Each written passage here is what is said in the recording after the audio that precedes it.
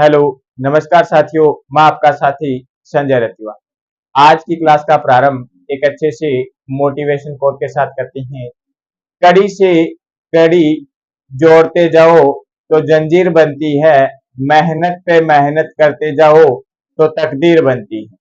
तो साथियों, हम सभी को हमारी मेहनत जारी रखनी है, निराश नहीं होना है। असफलताओं से कभी ना कभी हमें भी मंजिल जरूर मिलेगी। आने वाले समय में राजस्थान के अंदर कहा जा रहा है अत्यधिक संख्या में भर्तियां आने वाली है, तो विज्ञप्ति का इंतजार नहीं करें, नोटिफिकेशन का इंतजार मत करें, उससे पहले ही अपनी तैयारी प्रारंभ कर दें। तो स्टार्ट करते हैं क्लास मध्यकाल इतिहास से। इससे पहले अपन ने प्राचीन इतिहास पढ़ लिया, गुप्तोत्तर काल तक अपने पढ़ लिया था। जितनी जानकारी थी, जितने केंद्र थे, वो मैंने बता दिए। आज पढ़ेंगे मध्यकाल का इतिहास। मध्यकाल के इतिहास में प्रारंभ करेंगे मेवाड़ के इतिहास से। मेवाड़ के इतिहास से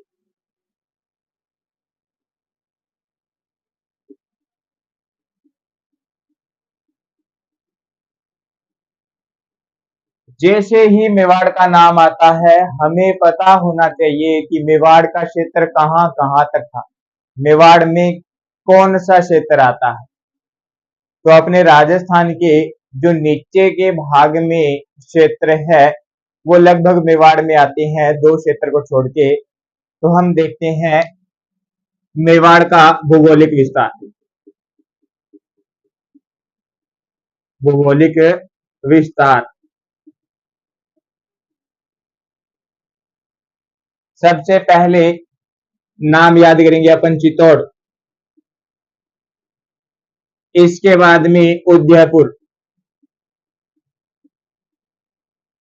उदयपुर, इसके बाद में राजसमंद,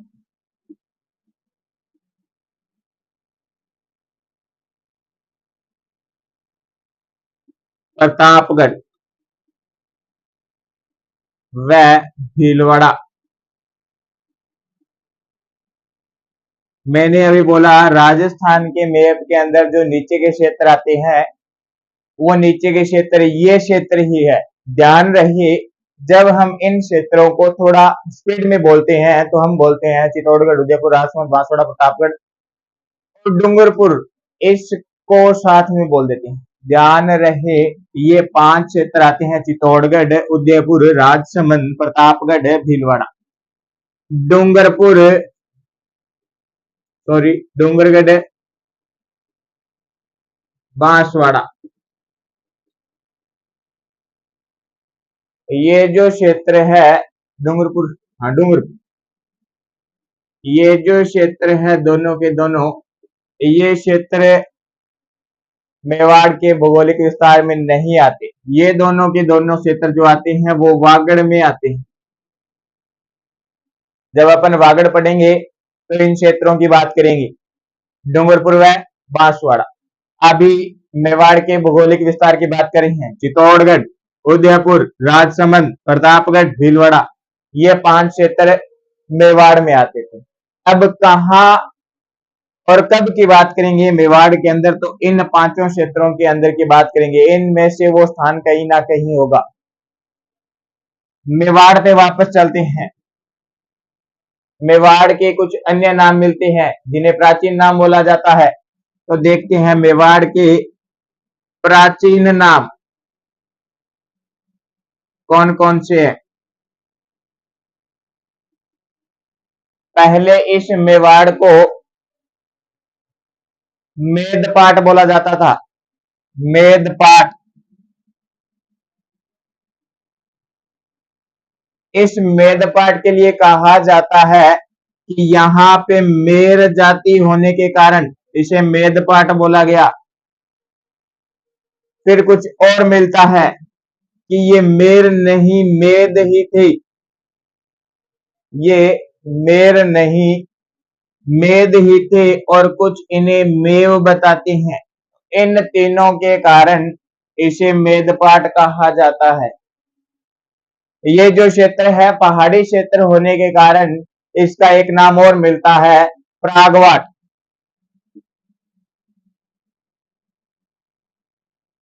प्रागवाट। इसके बाद में और देखें तो इन दो नाम के बाद में एक नाम भी और मिलता है, सीवी जनपद। सीवी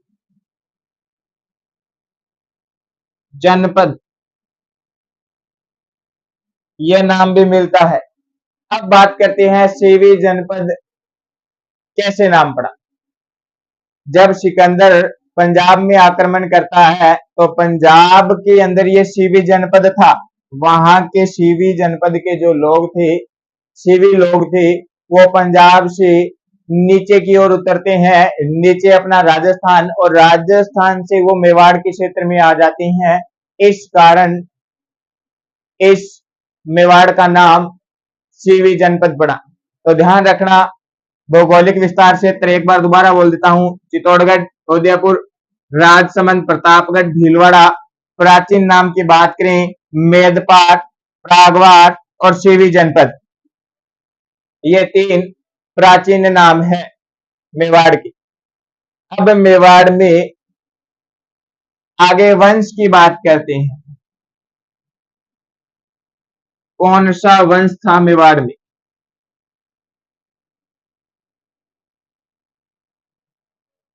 मेवाड़ में गुहिल वंश था।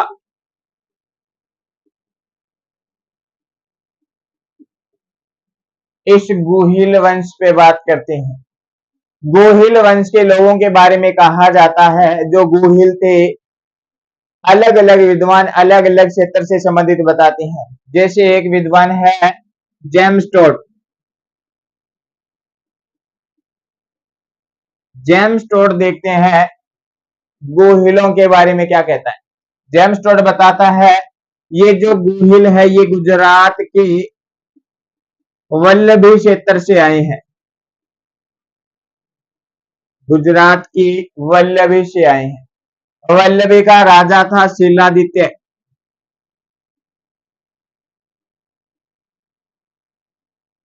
शीलादित्य।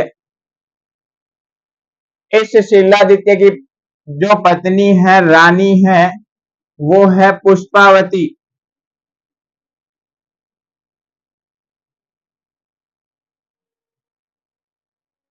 रानी जो है पुष्पावती। इस पे कहानी बताई जाती है कि पुष्पावती मेवाड़ के अंदर मां अंबा की पूजा के लिए आती है। मेवाड़ में अंबा माता की पूजा के लिए आती है।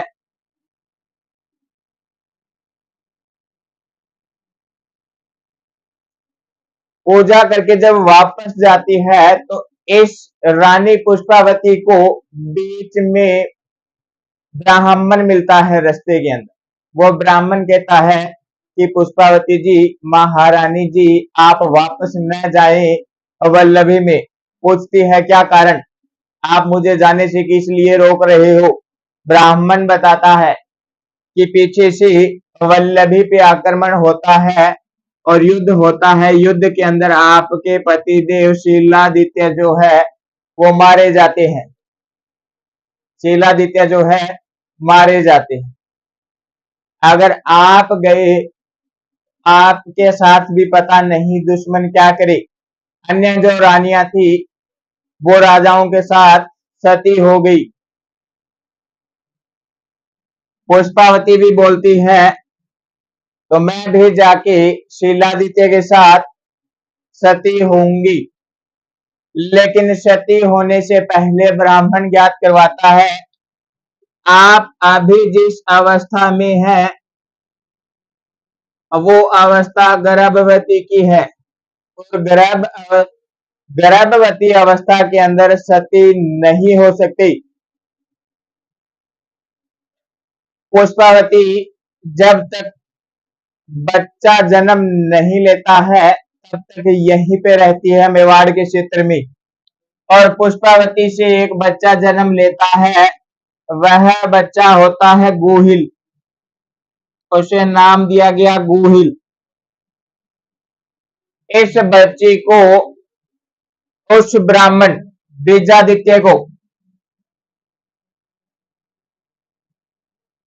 बीजादित्य ब्राह्मण को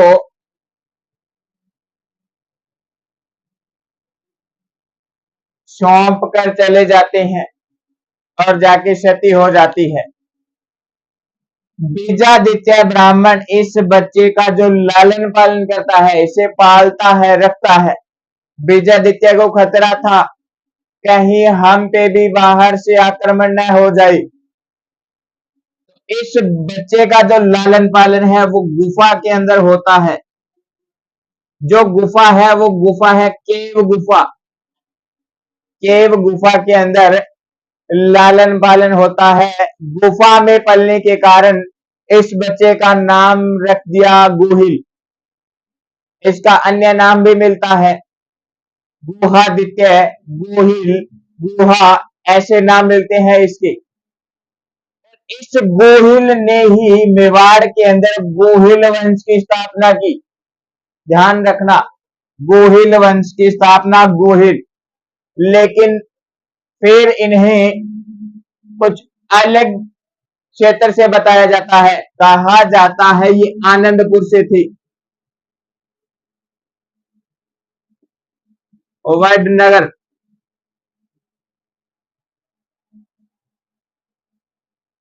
गुजरात। आनंदपुर वडनगर गुजरात से थी। इसके बाद में जेम्स टोड के बाद में अबुल फजल बताते हैं कि ये जो गोहिल थे ये ईरान के राजा नौशेरवा के वंशज है।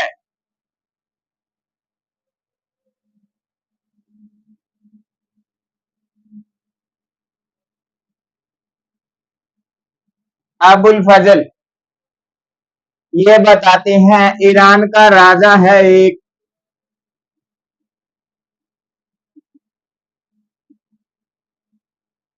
नौशेखा या नौशेरवा, दोनों नाम अलग अलग बुकों के अंदर मिलते हैं, तो ध्यान में रखिए दोनों में से कोई भी नाम आ सकता है एग्जाम के अंदर। नौशेखा व नौशेरवा आदिल।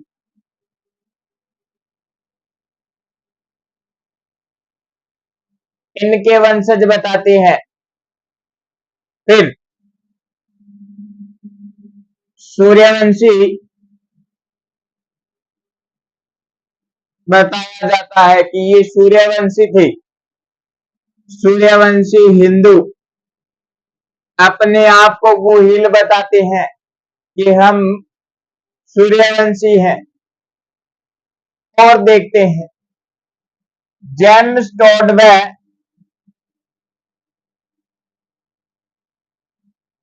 जेम्स टोड व नैन्सी मोहनौत नैन्सी इन गोहिलों की 24 शाखा बताती हैं कि इनकी 24 शाखाएं थी।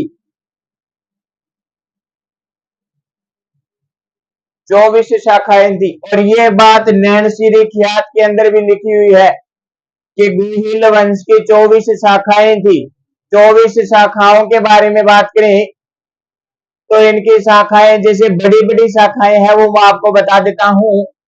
सबसे पहले मेवाड़ अपने देख लिया, मेवाड़ के अंदर भी गोहिल थे। कल्याणपुर के अंदर गोहिल थे। महाराष्ट्र के अंदर शिवाजी गोहिल वंश के ही थे। चाटसू बोलते हैं जिसे, यहाँ पे भी गोहिल थे। वागड़ में गोहिल थे। तो ये बड़ी बड़ी जो शाखा है मैंने आपको बता दी, यहाँ पे गोहिल थे। और भी अन्य शाखाएं हैं जहां पे गोहिल वंश का राज था। अभी अबुल फजल ने बताया ईरान के राजा नौशेखा या नौशेरवा आदिल के वंश थे ये। तो यहाँ पे भी अपना गोहिल वंश था। महाराष्ट्र के अंदर शिवाजी पढ़ते हैं वो भी गोहिल वंश के हैं। तो ध्यान रखना कितनी शाखाएं, 24 शाखाएं। किसके अनुसार? जेम्स टोड व नैन्सी के अनुसार 24 शाखाएं। नैन्सी रिखियात के अंदर भी लिखा हुआ है 24 शाखाएं। तो एक बार देख लो ये। आगे चलते हैं। इस वंश के लिए जानकारी मिलने वाला एक अभिलेख है शामोली अभिलेख वो पढ़ते हैं।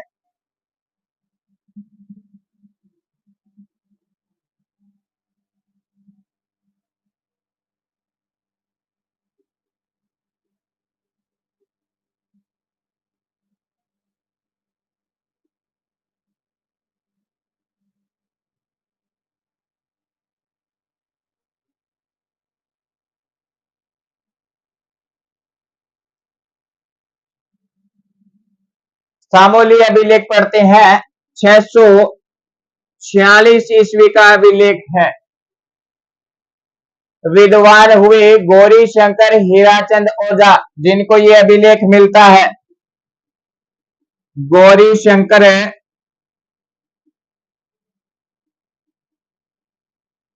हीराचंद ओझा, इनको ये शामोली अभिलेख पढ़ा मिला और इन्होंने इसे अच्छे तरीके से पढ़ा। इसमें क्या लिखा हुआ है ये बताते हैं। इसके अंदर शिलादित्य को, जो शिलादित्य आपने पहले पढ़ा, उस शिलादित्य को बताते हैं कि ये गुहिल का 5वां वंशज है। जो राजा गोहिल है उसका 5वां वंशज है शिलादित्य। तो नाम देखते हैं, गोहिल, भोज, महेंद्र, नाग और शिलादित्य।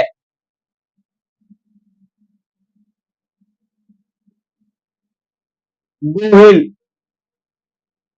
भोज,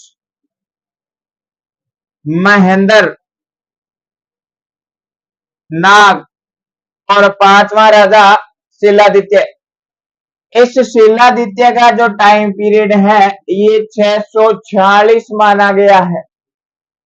और फिर किसी विद्वान ने कहा कि अगर एक राजा का टाइम माने 20 वर्ष, उसका शासनकाल माने 20 वर्ष, तो इनको सबको 20-20 वर्ष पीछे लेके जाने पे जो टाइम आता है वो गुहिल का टाइम पीरियड है, गुहिल का शासनकाल। 646 से पीछे आते ही 626, 20 साल पीछे गए 626। इस 626 से पीछे गए महेंद्र का 606, इस भोज का आ जाता है 586 और गोहिल का आ जाता है 566। इस शामोली अभिलेख के अनुसार हमें गोहिल का टाइम पीरियड मिलता है, वो मिलता है 566 ईस्वी। अगर आपसे प्रश्न पूछ लिया जाए कि मेवाड़ के राजा गोहिल, भोज, महेंद्र, नाग व शिलादित्य का टाइम पीरियड, शासन काल निर्धारित करने वाला अभिलेख शामोली अभिलेख, ध्यान रखना 646 ईस्वी का, इसे पढ़ने वाला व्यक्ति गौरी शंकर हीराचंद ओझा। इसके अंदर एक और जानकारी मिलती है। वटनगर बसंतगढ़, वटनगर बसंतगढ़, सिरोही, यहाँ पे एक समुदाय था, ग्रुप था, महाजन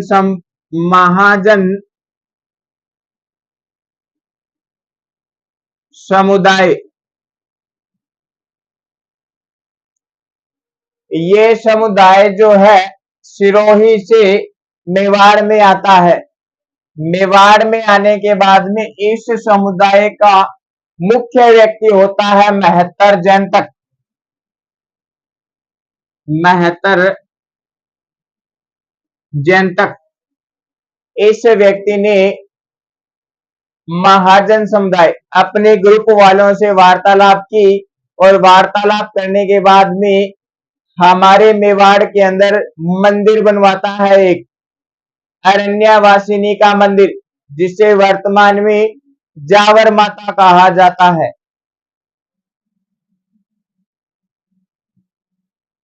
अरण्य वासिनी माता का मंदिर। जिसे वर्तमान में जावर माता कहते हैं।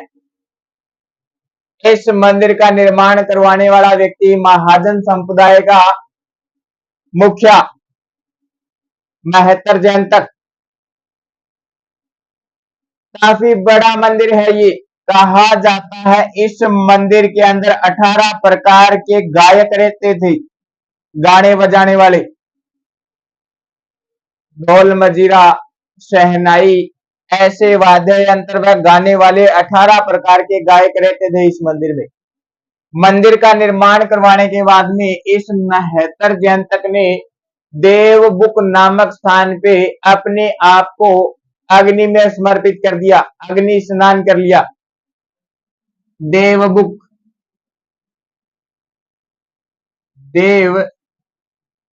स्थान पर अग्नि स्नान कर लिया। इनका मानना था कि हम अपने जीवन में ऐसा बड़ा कार्य कर जाए जिसके बाद में हमारे जीवन का कोई महत्व नहीं है। इसके बाद ये सब लोग महाजन समुदाय के लोग अपने आप को अग्नि में समर्पित कर देते थे। इस जावर के अंदर अपने आगे पढ़ेंगे खनन उद्योग के अंदर। खनन उद्योग, यहां से चांदी निकलना प्रारंभ हो जाती है। तो ये आगे पढ़ेंगे। इसके बाद में और बात करते हैं इस सारी घटना से आगे की कहानी। पर इससे पहले एक बार देख लें सामूली अभिलेख 646 ईस्वी का अभिलेख गौरी शंकर हीराचंद ओझा इसे पढ़ते हैं। इसमें लिखा गया शीलादित्य जो राजा है वो गुहिल का 5वां वंशज है और शीलादित्य का टाइम पीरियड इस सामूली अभिलेख के अनुसार 646 ईस्वी बनता है। अगर एक राजा का शासनकाल समय माने 20 वर्ष तक अगर राजा राज करता है, उसके अनुसार ये 5 व्यक्ति है गुहिल, भोज, महेंद्र, नाग और शीलादित्य जो गुहिल का 5वां वंशज। 20 वर्ष पीछे करके चले तो 626 ईस्वी नाग का शासनकाल आ जाता है। इससे 20 वर्ष पीछे चले तो 606 महेंद्र का शासनकाल आ जाता है। इस महेंद्र से 20 वर्ष पीछे चलते ही भोज का शासनकाल, भोज से जैसे ही 20 वर्ष पीछे चलते हैं तो गुहिल का शासनकाल आता है 566 ईस्वी। 566 ईस्वी। इसके बाद में हमने देखा वटनगर, बसंतगढ़, सिरोही का एक समुदाय है महाजन समुदाय ग्रुप समूह। ये समूह हमारे मेवाड़ में आता है। इस महाजन समुदाय का मुखिया जो है वो है महत्तर जैन तक। इसने अपने समुदाय से वार्तालाप करके मेवाड़ के अंदर अरण्यवासिनी माता का मंदिर बनवाया जिसे जावर माता भी कहा जाता है। बनाने के बाद में यह व्यक्ति जैन तक देवबुक नामक स्थान पे अपने आप को अग्नि में समर्पित कर लेता है। इस मंदिर के बारे में कहा जाता है कि यह काफी बड़ा मंदिर था और इस मंदिर के अंदर 18 प्रकार के गायक रहते थे। अब शीलादित्य की बात करते हैं और गुहिल के बारे में बात करते हैं। 1869 ईस्वी के अंदर 1869 ईस्वी के अंदर शीलादित्य व गुहिल के सिक्के मिलते हैं और वो सिक्के जिस स्थान से मिलते हैं वो स्थान है आगरा। 1869 ईस्वी में आगरा से गोहिल के 2000 सिक्के मिलते हैं। गोहिल के 2000 सिक्के। और जो सिक्के मिलते हैं यह सिक्के चांदी के हैं। ये जो सिक्के हैं ये सिक्के चांदी के हैं और इन सिक्कों पे जो लिखा हुआ है वो लिखा हुआ है श्री गोहिल। श्री गोहिल अंकित किया गया है इन चांदी के सिक्कों पे। यहां से तांबे के सिक्के मिलते हैं। तांबे के सिक्के। ये जो तांबे के सिक्के हैं ये राजा शिलादित्य के हैं।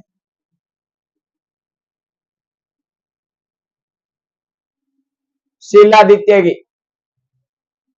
इन सिक्कों से और इस सारी कहानी से हमें यह पता चलता है कि इन गोहिलों का मेवाड़ पे अधिकार न होके आगरा पे भी अधिकार था। मेवाड़ में तो अधिकार था, इसके बाद में ये जो सिक्के मिलते हैं ये साबित करते हैं कि इनका अधिकार आगरा में भी था। तो ध्यान रखना 2000 चांदी के सिक्के 1869 में जिन पे लिखा हुआ श्री गोहिल और तांबे के सिक्के मिलते हैं राजा शिलादित्य के। इसके बाद में पढ़ेंगे बप्पा रावल के बारे में। बप्पा रावल की सारी घटना और सारी की सारी जानकारी कल की क्लास में देखेंगे। तो एक बार बड़ी बड़ी सी सारी गाथा दोबारा गा देता हूं ताकि आपको याद हो। मेवाड़ का भौगोलिक विस्तार चित्तौड़, उदयपुर, राजसमंद, भीलवाड़ा, प्रतापगढ़ 5 क्षेत्र जो है ये भौगोलिक विस्तार में है मेवाड़ की। डोंगरपुर, बांसवाड़ा का ध्यान रखना ये वागड़ के अंदर आते हैं। प्राचीन नाम की बात करें मेवाड़ का प्राचीन नाम मेदपाट। मेर जाति होने के कारण नाम पड़ा मेदपाट। इसका एक पहाड़ी क्षेत्र होने के कारण नाम मिलता है प्रागवाट। पंजाब से आए हुए सीवी जनपद के लोगों के कारण नाम पड़ता है सीवी जनपद। इसके बाद में मेवाड़ के अंदर पढ़ा जाता है गोहिल वंश। गोहिल वंश की बात करते हैं।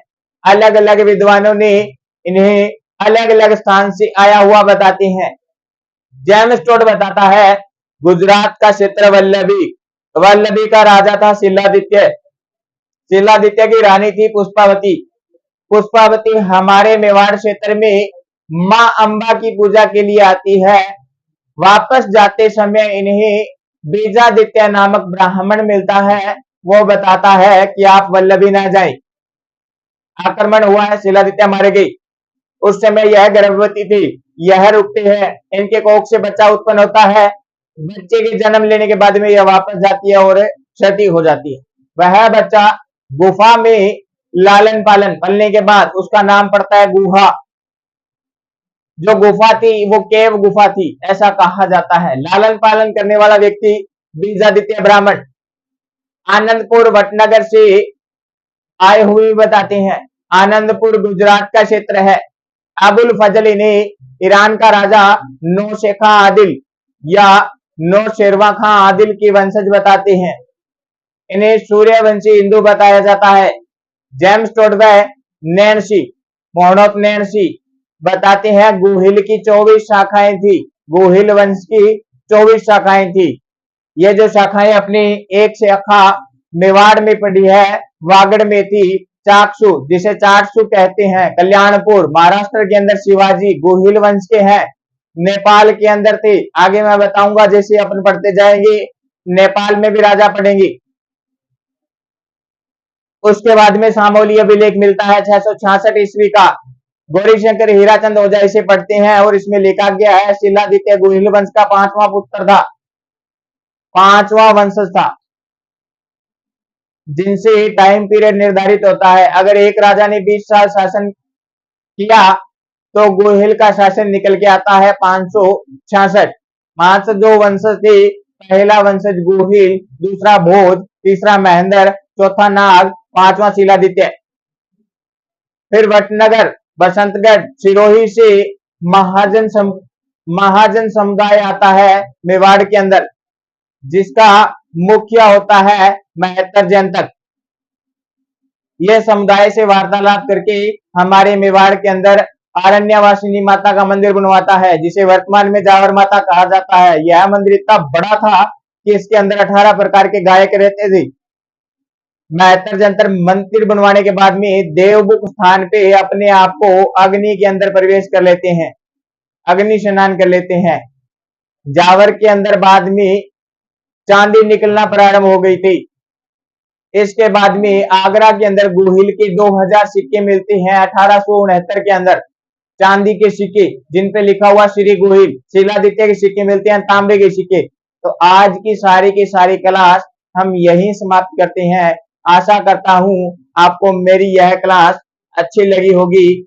अगर अच्छी लगी है तो लाइक कमेंट वीडियो को शेयर करें। अगर आपने हमारे चैनल को सब्सक्राइब नहीं किया है तो सब्सक्राइब करें और बेल आइकन के बटन को प्रेस करें, ताकि आने वाले समय में हमारी महत्वपूर्ण क्लासों का नोटिफिकेशन मिलता रहे। तो धन्यवाद साथियों, मैं आपका साथी संजय रतिवाल।